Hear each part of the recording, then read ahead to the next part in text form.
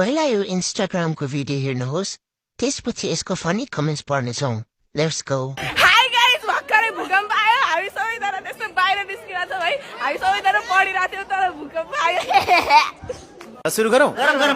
Earthquake came, heard her laugh and left. भूकम्प आएको हो के कसैको बिहे भएको होइन यति खुसी हुन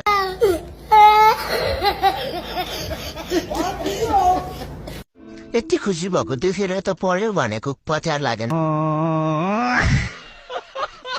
पढ्दा पढ्दै पात आयो अनि मैले कट्टु फाट्ने गरी पाएँ अनि भूकम्प आयो भन्नु न दिदी कहाँ पुरै कुरा नभनेर लुकाएको भूकम्पले नेपालको जमिन भन्दा धेरै यो बहिनीको दिमाग हल्लाएछ पागल हरकत गर्छ त I was sleeping when an earthquake came, but I didn't give a damn, cause sleep is more important than my life.